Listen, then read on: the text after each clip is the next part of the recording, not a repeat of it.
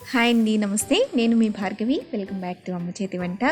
ఇవాళ వీడియోలో షడ్రుచులతో కూడిన ఉగాది పచ్చడి ఎలా తయారు చేసుకోవాలో చూసేద్దాం. ఈ ఉగాది పచ్చడి తయారు చేసుకోవడానికి ముందుగా ఒక చిన్న నిమ్మకాయ సైజ్ అంతా చింతపండుని ఒక గిన్నెలో వేసి అందులో వాటర్ వేసి నానబెట్టుకోండి.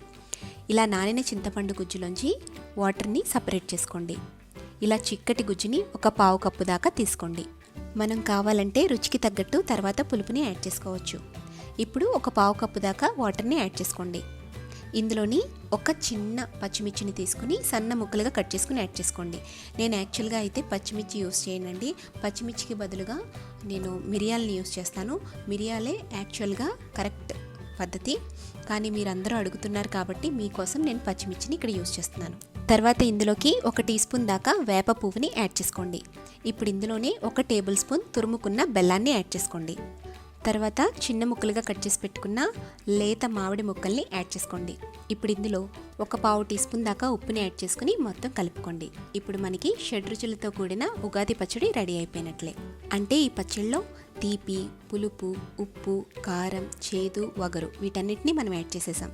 అయితే దీన్ని కొంచెం టేస్టీగా మార్చడం కోసం కొన్ని ఇంగ్రీడియంట్స్ యాడ్ చేసుకుందాం. ఇప్పుడు మనం యాడ్ చేసేవన్నీ కూడా ఆప్షనల్ మాత్రమే. చిన్నగా కట్ చేసి పెట్టుకున్న ద్రాక్ష ముక్కలు, సన్నగా తరిగి పెట్టుకున్న చెరుకు ముక్కలు, అలాగే చిన్న ముక్కలుగా కట్ చేసి పెట్టుకున్న అరటిపండు ముక్కలు ఒక్కొక్క టేబుల్ స్పూన్ దాకా యాడ్ చేసుకోండి. ఒక హాఫ్ టేబుల్ స్పూన్ దాకా వేపిన శనగపప్పుని కూడా యాడ్ చేసుకుంటే ఎంతో రుచికరమైన ఉగాది పచ్చడి రెడీ అయిపోయినట్లే. ఈ ఉగాది పచ్చడిని దేవుడికి ఇదే విధంగా నైవేద్యంగా పెట్టుకుని పూజ అయిపోయిన తర్వాత టేస్ట్ చూసుకుని మీకు పులుపు సరిపోకపోయినా, తీపి సరిపోకపోయినా, అలాగే కారం సరిపోకపోయినా అడ్జస్ట్ చేసుకోవచ్చు.